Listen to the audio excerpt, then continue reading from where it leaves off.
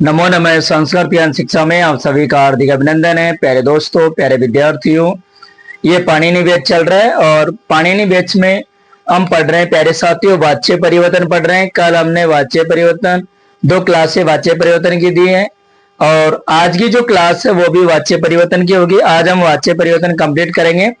मैं आपको बना करके बताऊंगा किस तरीके से बनता है और किस तरीके से में कहाँ चेंज होता है, कहाँ कहाँ चेंज नहीं होता और कहाँ चेंज किया जाता है। तो देखिए, ध्यान से देखना। स्टार्ट करते हैं हम।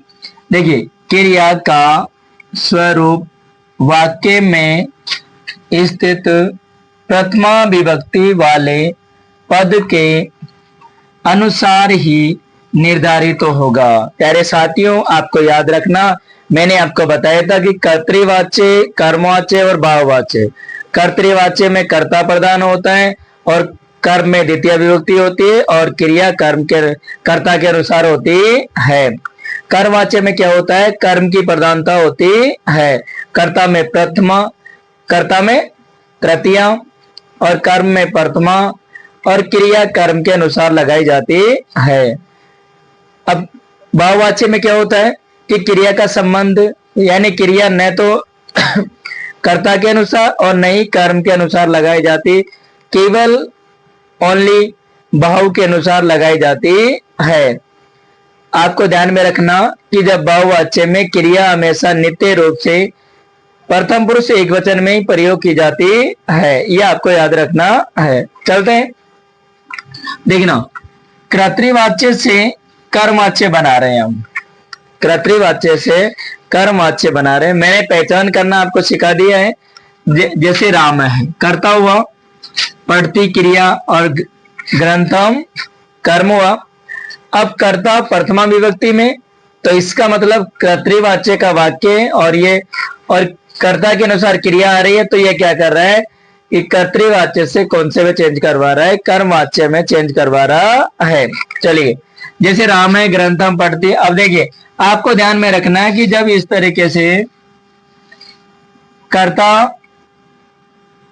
प्रथमा में और कर्म द्वितीया में और कर्ता के अनुसार क्रिया, तो कर्तृवाच्य में नियम 121 का लगता है, यानी कर्ता प्रथमा में, कर्म द्वितीया में और क्रिया कर्ता के अनुसार होती है। अब देखना, जैसे अब इसमें क्या होता है, कर्मवाच्य में क्या होता है, कर्ता होता है वो तृतीय में होगा, तो क्या बनेगा? रामायण। ठीक है। ग्रंथम, तो ग्रंथ प्रथमा विभक्ति में हो गया और क्रिया इसमें मैंने आपको रूप बनाया था ना, उस तरीके से रूप बनाकर, तो क्या होगा? पठ्यते। क्या बनेगा? पठ्यते। इसमें 3, 1 और 1 यानी 311 बने। कर्तृवाच्य में 121 का नियम लगता है और कर्मवाच्य में 311 का। कहने का मतलब, कर्तृवाच्य में कर्ता प्रथमा विभक्ति में, कर्म द्वितीया में और क्रिया कर्ता के अनुसार होती है। कर्तृवाच्य में कर्ता में तृतीय विभक्ति, कर्म में प्रथमा और क्रिया कर्म के अनुसार लगाई जाती है। यहाँ तो हुआ कि जैसे राम है, ग्रंथम पढ़ती, अर्थात राम ग्रंथ पढ़ता है।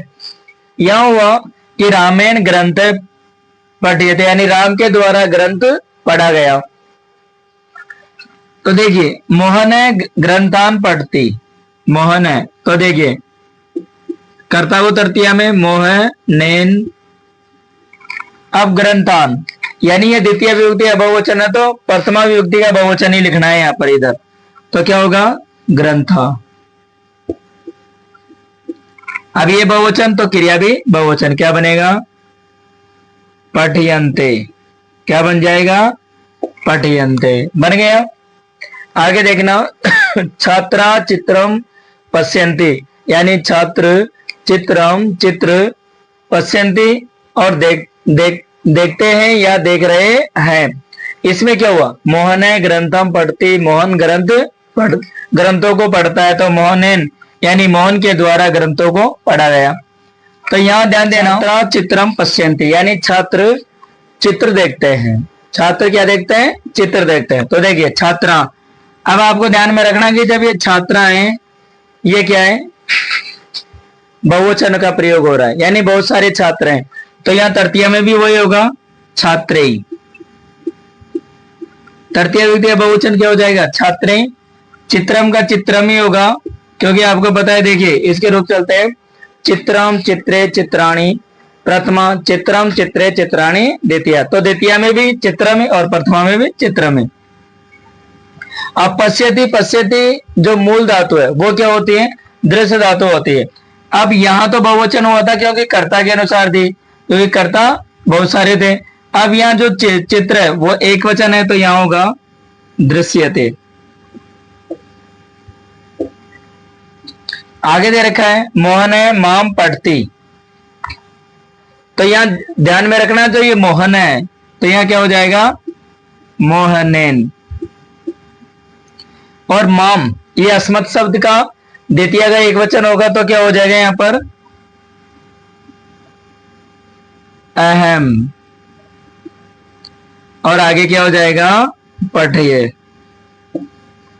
इसमें आप ध्यान रखना कि जैसे मैंने स्टार्टिंग की क्लास में मैंने आपको बताया था कि इस तरीके से धातु रूप चलेंगे जब कर्तृवाच्य से कर्मवाच्य और भाववाच्य में हम प्रयोग करते हैं। तो हो गया। आगे देखिए मोहन है त्वाम पढ़ती, तो यहां क्या हो जाएगा, मोहन है वही कर्ता तृतीया में हो जाएगा, मोहनेन। त्वम, त्वाम अर्थात त्वम, प्रथमा विभक्ति में क्या हो जाएगा, त्वम, और फिर क्या जुड़ जाएगा, पठिय से। आगे दे रखा है राम है जलम पिबती, यानी राम जल पीता है। तो राम है, राम में राम शब्द की तृतीया क्या होगी, रामेण। जलम में ध्यान रखना, जलम नपुंसक लिंग शब्द है, तो ये क्या होगा, जलम का जलम ही होगा। जलम जले जलानी प्रथमा, जलम जले जलानी द्वितीया। और पिप्ति के जो मूल धातु होती है वो क्या होती है, पा, तो इसके रूप चलते हैं पीयते, पीयते के रूप। ठीक है। लता गीतम गायती, लता शब्द है, लता शब्द स्त्रीलिंग है, तो ध्यान रखना यह क्या होगा, लतया। तृतीया का एक वचन क्या होगा, लतया। गीतम का गीतम ही होगा, और यह क्या हो जाएगा, गीयते। गीतम गीते गीतानी प्रथमा, गीतम गीते गीतानी द्वितीया। बाकी सारे रूप पुल्लिंग की तरफ। कहने का मतलब आपको यह ध्यान में रखना है कि कर्ता यदि बहुवचन का है, यानी प्रथमा विभक्ति में बहुवचन का है, तो उसकी क्रिया जब तृतीय विभक्ति में हम कर्मवाच्य में बदलते हैं तो वहां तृतीय का बहुवचन का ही प्रयोग करना है। यह आपको अच्छी तरीके से ध्यान रखना है। ठीक है। अब आप इसका जल्दी से एक बार स्क्रीनशॉट ले लीजिए। चेंज करते हैं कर्तृवाच्य से भाववाच्य में। कर्तृवाच्य से भाववाच्य, भाववाच्य में क्या होता है कि कर्म नहीं होता, यानी कर्ता और क्रिया होती है। ठीक है। मैंने आपको बताया था कि भाववाच्य में क्या होता है कि क्रिया न कर्ता और न कर्म के अनुसार होती है।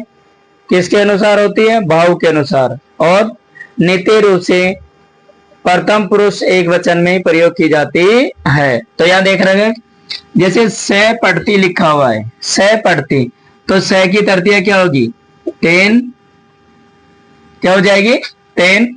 और पढ़ती क्या हो जाएगी, देखिए इसमें क्या होता है कि यहाँ 11 और यहाँ 31 का नियम लगता है, इसमें ऐसे बताते हैं। ठीक है। ये ट्रिक है, शॉर्ट ट्रिक। कर्तृवाच्य में कर्तृवाच्य में क्या होता है कि जब कर्तृवाच्य को कर्मवाच्य में चेंज करते हैं तो वहां तो 121 को 311 में चेंज करते हैं, लेकिन जब कर्तृवाच्य से भाववाच्य में चेंज करते हैं तो वहां क्या होता है, 31 को क्या करते हैं, यानी 11 को 31 में चेंज करते हैं, यानी कर्ता के अनुसार क्रिया होती है तो ये, और यहाँ कर्ता में तृतीया और क्रिया हमेशा प्रथम पुरुष एक वचन में होती है। तो यहाँ क्या हो जाएगा, देखना, पठियते, क्या बन जाएगा, पठियते। ठीक है। आगे दे रखा है ते असंति, ते यानी वे सब, असंति हंसते हैं, तो यहां देखिए तेई और हास्यते, यानी उन सब के द्वारा हंसा जाता है। आगे दे रखा है कि अहम पठामी, यानी मैं पढ़ता हूं, अहम पठामी मैं पढ़ता हूं, तो यहां अहम अहम की तृतीया क्या होगी? मया, और यह क्या हो जाएगा? पठियते, मेरे द्वारा पढ़ा गया। त्वम पठसी यानी तुम पढ़ते हो, त्वम पठसी तुम पढ़ते हो। यदि बहुवचन में चेंज करें तो क्या होगा? तुम्हारे द्वारा पढ़ा गया। तो यहां हो जाएगा त्वम की संस्कृत क्या तृतीया क्या होगी? त्वया, और यह क्या हो जाएगा? पठियते।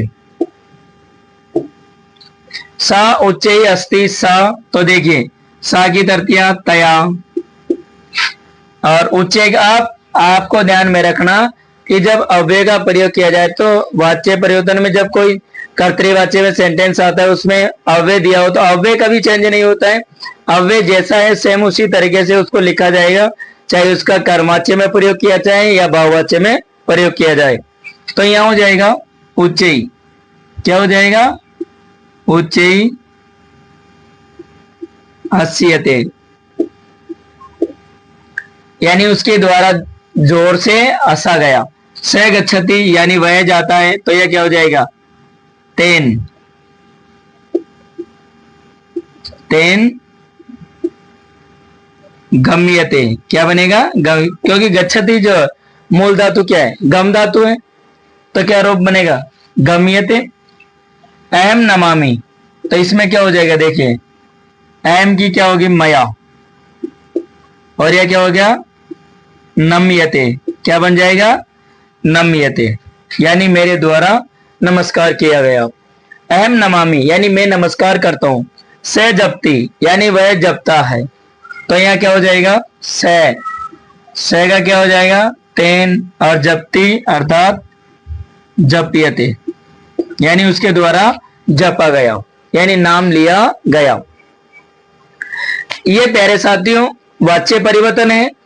उदाहरण देखिए, उदाहरण तो बहुत सारे होते हैं, लेकिन आपको क्या करना है, बस आपको नियम याद होना चाहिए। पहले मैं आपको एक बार रिवाइज कर रहा हूं। कर्तृवाच्य से कर्मवाच्य बनाते समय क्या करना है आपको?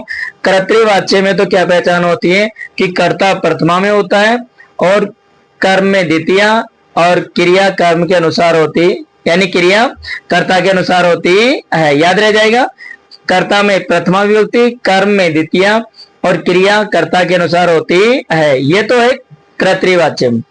कर्मवाच्य में क्या होता है कि कर्ता तृतीय विभक्ति में होता है, कर्म में प्रथमा विभक्ति होती है, और क्रिया कर्म के अनुसार होती है। अर्थात कर्तृवाच्य में तो कर्ता प्रधान होता है, कर्ता की प्रधानता होती है, और कर्मवाच्य में कर्म की प्रधानता होती है।